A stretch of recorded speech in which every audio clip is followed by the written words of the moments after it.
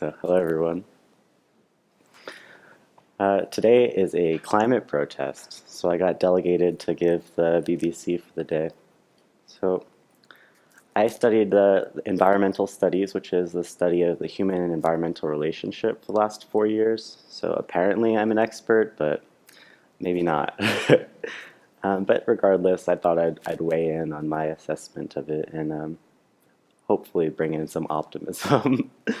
So, it's I don't want to go too far off topic, so I'll just get right to what I think the practical solution for our situation is. And I think really the root problem is that we value GDP as a metric of societal progress and prosperity. And that's very materialistic. It's totally focused on the dollar value of things. And there's more to value than how much something is worth when you sell it to someone else. There's a lot of nuanced value as far as how things help humans. Something like an education is immensely beneficial, but it's not valued very high, otherwise we would pay a teacher. So this valuation of GDP as the sole indicator of a society's prosperity is what leads us to make economic decisions like valuing a tree that's standing with its roots in the ground at $1, in carbon buybacks. Whereas if you cut it down, suddenly it's worth $1,000 because you can take it to a mill and build a house. So when we have just GDP, it's really easy to make these types of decisions. Like oil deep in the ground, worthless. Oil in the barrel, value, even if that meant there's a little bit of oil in the stream too. So these types of economic decisions are really rooted in valuing GDP. So in my ideal world, the government stops using GDP as a sole indicator. Maybe it can still be one of many, but the government's job is supposed to be about making the people healthier, happier, the people more prosperous, but we've gotten to this point where the only type of prosperity that matters is economic. So if our government started expanding the types of indicators we use for prosperity to include things like healthcare coverage, suddenly there would be a huge incentive for the government to invest in healthcare. Or if the government decided that they wanted to bring in infant mortality, suddenly now there's a lot more money in, what's it called? Thank you. Prenatal care, and also people have different preferences for how they want to be born, whether that be in a hospital with their healthcare coverage or whether that's something outside of their coverage, like an at-home birth.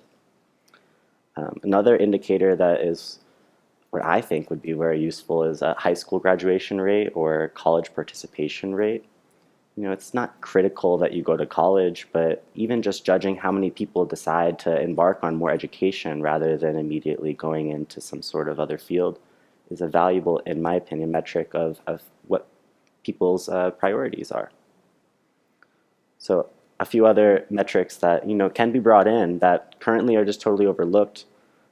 Suicide rates. If we cared about suicide rates, maybe we would care for the soldiers after they come home fighting the war for the oil. If we cared about domestic abuse rates, maybe there would be places for people to go that aren't funded by nonprofits, that are instead funded on higher levels of government. Likewise, we could do something like gender equality as a metric of prosperity. There's so many choices, and it's ridiculous, in my opinion, that we've chosen just one. It's just GDP, just the amount of stuff that we can buy and sell and extract. So,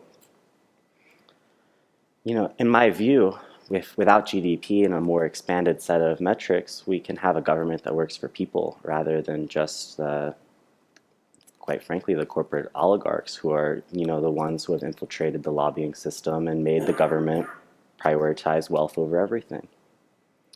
So it's easy at this junction to say it's the corporate oligarchs' fault. They're the person I need to be angry at. But it's important from a Buddhist view to see that they also are just a person, just like us, a sentient being with ignorance in their mind, with ignorance leading to a lot of greed. But I like Venerable Jigme's word for the type of energy that kind of carries. It's not pleasant. It's very zingy.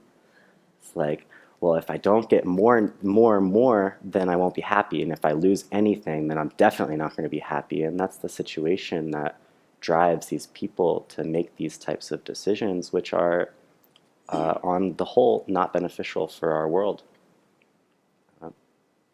So other than just remembering that, they are a sentient being, also the corporate oligarchs do have Buddha nature. They have the ability to change. They're not just this fixed figure who is always going to be a source of destruction. Like, they have a lot of potential to do a lot of good. They're the people with the most economic resources in our society. These are the people who can actually afford to make change on any level, whether they want to do it on institutional levels or on human levels. So it's important not to make these people feel like they have to stay the way they are. And it's important that we keep an open heart towards these type of people so that they can see that the humans around them are just as beneficial as their families and themselves. So, this is a scary thought because this is a very radical shift in our society, going away from GDP and towards a more holistic set of indicator metrics. But it's worrisome for the corporate people because they think suddenly there will be no incentive for me to make more money. The government won't help me make more money. But they're the ones that have been petitioning for free market economics, and that's what this would be. Suddenly the only thing that would matter is whether the people wanted your product, not whether the government would support you extracting and harvesting resources so you could make your product. But I guess that can be an aside. So back to these climate strikes. We need to be more than just a little frustrated. Like, being frustrated is not going to do much. About 30 or 40 years ago, there was a green movement that also had a lot of steam. And at the end of it, Earth Day. So being angry might get you a day on the calendar. So in our ideal world, these strikes can encourage like a whole generation of political participation. Just saying that you want something is good, but because the people in charge of the system right now are not you, it's a loss. Like, you can't just say it, you have to actually do something. You have to engage. That kind of gets to a bigger point where right now in our culture, in my assessment, we're at a line between where we're about to lose our democracy and shift more towards an oligarchy.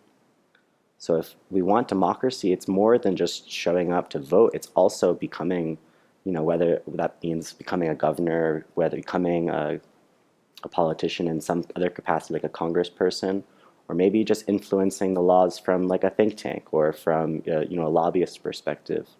Like, engagement is more than just showing up with a sign being angry. And I hope that this existential crisis is what it is, encourages people to actually participate in that system and break the mold, which we're very deeply ingrained in. So in my world, where we no longer have GDP as the center of our universe, hopefully, so all the social safety nets that we'd want and that were at some point maybe existent can be reestablished. Maybe the arts can be given a place again in our society, whereas more and more recently, the arts matter as much as how much money you can bring in at the box office, not so much how much pleasure people get from it or how much enjoyment or learning people receive from a play or a movie or a song or anything like that. So another thing that would be a dramatic shift if we stopped valuing money as the center of our universe would be that science and engineering would no longer be about making an invention or making a website or some app that incurs a lot of user traffic and gives you lots of money. Suddenly it would be about actual solutions to solve the types of things like gender inequality or human health care non-coverage or suicide rates. These are apps that maybe aren't profitable based on our metrics. But if we expand our metrics away from just GDP, suddenly these things have a place in our society. So while it seems quite radical to expand, it's important to mention that places around the world have started shifting away from using GDP as a sole indicator. being a Buddhist country, Bhutan is a wonderful example for us. Bhutan has the Gross National Happiness Index. So, that's one system. It doesn't need to be the whole world shifts to a happiness index. Costa Rica had a referendum, and they decided that they wanted to value in keeping their natural environment intact, because most of their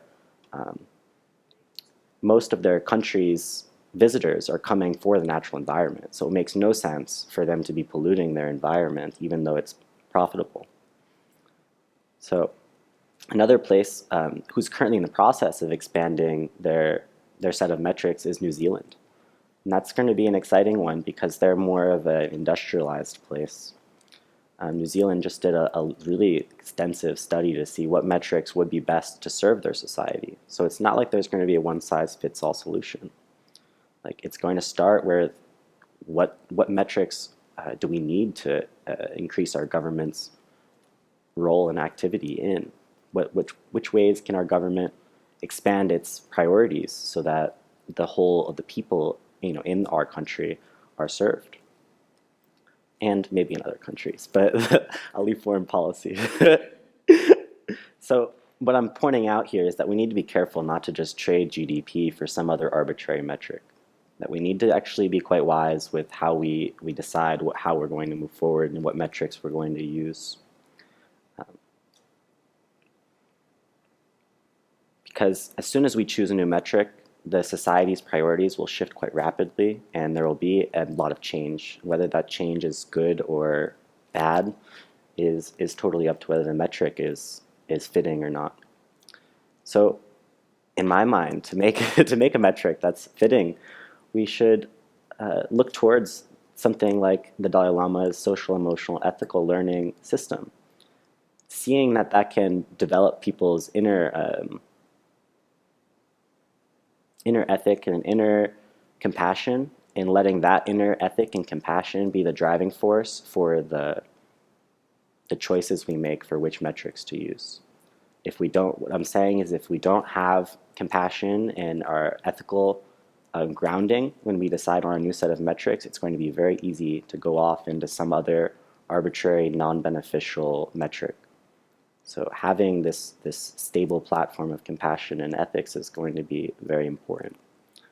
Seeing that the Dalai Lama has started this program, it's quite reassuring, actually, because we can't really make results happen. We can only make the causes happen. And this is one of many causes for a better world. So it's just like, as soon as we remove a few obstacles or conditions, suddenly this will have its space to yield a result. And like I'm saying, in my mind, the condition that needs to be kind of plucked out of there is using GDP. I think that without GDP, some other dependent arising will come about. And in my mind, if there is a solid ethic and compassion in society, then that new metric will encourage harmony and peace, collaboration, and other kinds of helpfulness. So back to the realism of climate change. We've already kind of gone too far. Unfortunately, there's going to be more climate calamities. It's a certainty at this point. We're really just fighting to make sure that the calamities aren't like devastating whole continents, whereas they're just kind of devastating a couple countries. So this whole divide that is being created in our country between native-born people and immigrants, that really needs to be resolved. And I hope that changing GDP as a metric will encourage that, because maybe we could include a metric like immigrant participation rates or something like that. But my reasoning here is that there will be more refugees in the world. It's a certainty at this point. Like, it's not just going to be 4,000 people from the Bahamas who get stopped on a boat if we don't correct this type of immigrants are bad type decision making. So I hope that this climate catastrophe that we're going to experience can serve as some sort of coming together force, because there will be physical coming together of different nations having to merge together because one place is no longer habitable or no longer safely habitable. So that's my ideal world. We've opened up our hearts to a change that is beneficial. And because we've opened up our hearts, we're able to all come together as a world to address this and in the process become more inviting of the humans in the world. I think that's about all I've got.